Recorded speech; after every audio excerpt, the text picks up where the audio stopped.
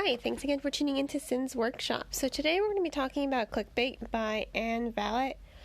This was a book that was really popular on Wattpad, had millions of views, so obviously it was bought by a publisher for a publication.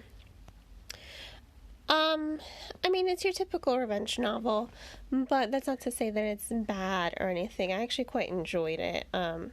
What I really thought was good about this one was the unique and clever storytelling, because Valett is able to establish a relationship between two characters, one of which is non-existent in the story.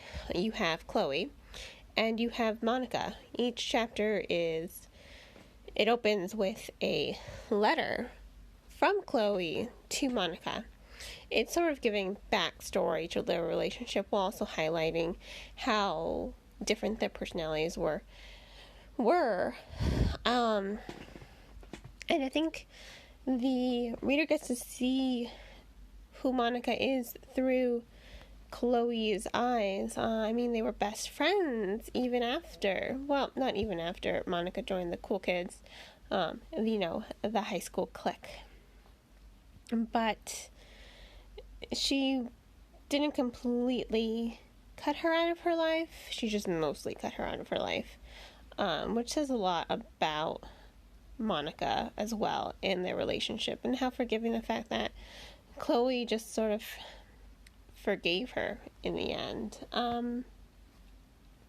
But I thought that was very clever storytelling, because you're able to believe this relationship. You're able to believe why Chloe is bent on revenge, and it also doesn't give anything away.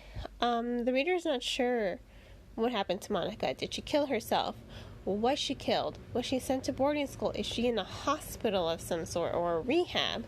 The reader doesn't know. It's really left up to the reader what happened between the characters until the very end, the revelation. But there are so many possibilities that make it, interesting. Usually when you see a story like this, you already know what happened. Someone either died or they committed suicide. Those are really the two main things that happen when it comes to a revenge story and a sort of clique girl, a clique group. But overall, I thought that was really interesting how Valett was able to establish a relationship between these two characters, and while also creating this unknown element for the reader. Now, that being said, it does follow the typical sort of formula for a revenge story, and I think what was also good on Valett's part is she separates the novel into segments, infiltration, these are the steps to her revenge plan, and that's how the story is broken up. So it gives the reader a guideline of where the story is progressing as far as Chloe's mind is going. But that's still, it still doesn't really bring a lot to the table. It definitely separates it from the fold. And it is well written. I can definitely see why it was so popular on Wattpad and why publishers were eager to pick it up. But it is still your typical revenge story. But I will give Valett, credit where credit is due. She at least creates some realism to the story. Chloe is of the upper class. She's filthy rich, and she uses her money and her influence to blackmail her way into this group and to get her revenge. So it is realistic in a way. It's not like Pretty Little Liars, which kind of started out realistic, but then spiraled into unrealism. Pretty Little Liars, both the TV show and the novel, were my guilty pleasure, but the novel series was infinitely better. because the storylines in the TV show kind of got super outrageous. But this novel, it is good for fans of Pretty Little Liars and Gossip Girl even, but that's, again, that still doesn't really separate it from the fold. The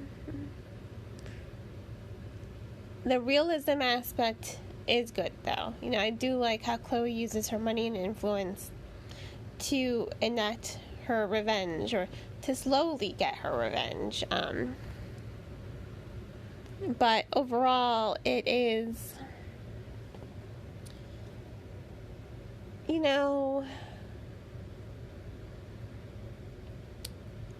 it's not a bad novel. I mean, I liked it. It's just, I read enough of these stories that at the end of the day, while it stands out and while as popular as it is, I can understand why it just doesn't separate itself from the fold enough, I guess, is the point I'm making. But there are a lot of good elements that make it worth reading. The clever storytelling and the realism. Although sometimes these mean girls, some of their actions border on unrealism at times. It's kind of unbelievable how cruel they are. But it's been a long time since I've been in high school, so who the heck knows what goes on anymore.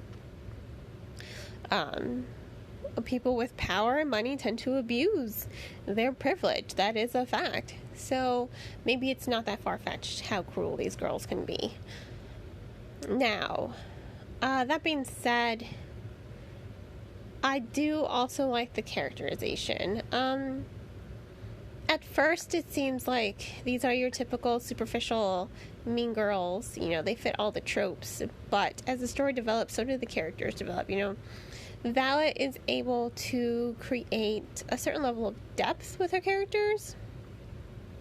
From Maddie to Lola to Michael. I mean, those three characters are the ones that stand out. The other ones, I've already forgotten their names because they are kind of those cliche characters. But Lola, Michael, and Maddie, they are the three characters that stand out of the clique because they have, and Zach. They have dimension to them, They have secrets. They have guilt. And a lot of these come into factors with building their personality. So you can kind of understand why they act the way they do.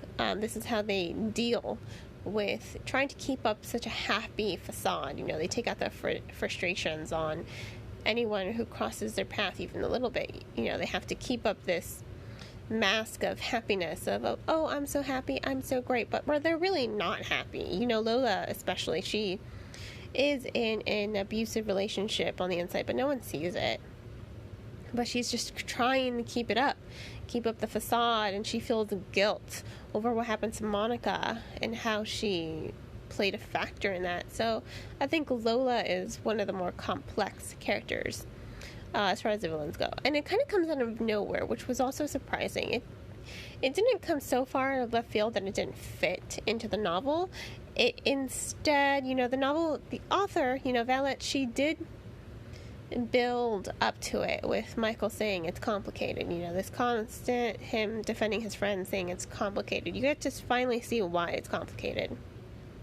Why their dynamics are complicated. Why everything with them is complicated. And you kind of get to understand where they're coming from. You can't fully sympathize with them because, they were the mean kids. They have a choice. Life is all about choices. And if you're choosing to be mean as a defense mechanism, well, then you're losing sympathy. But it at least does allow some dimension to their character. So at least they step away from those cliche mean girl tropes, which I appreciated. Overall, Clique Bait by Ann Valett, it's a good book. At the end of the day, I do recommend it. I give it 3.5 stars. It's it's decent enough. It's definitely well written. It definitely has clever storytelling, clever writing, and Valett really does focus a lot on her characters to make sure that they resonate with the reader. So on that note, it stands out just a little bit out of the sort of revenge fiction subgenre within, young adult fiction. It steps away from the mold just a little bit, which is why it was probably picked up from big publishers. But it still is, that revenge story. You kind of already see what's going to happen. But this novel does throw in a lot of curveballs to keep the reader entertained and engaged in the story and the characters. And so, on that note, go ahead and check it out. Purchase it from your local bookstore. And if money is too tight, support your local library and check it out from there. Have a great rest of your day. And, as always, happy reading.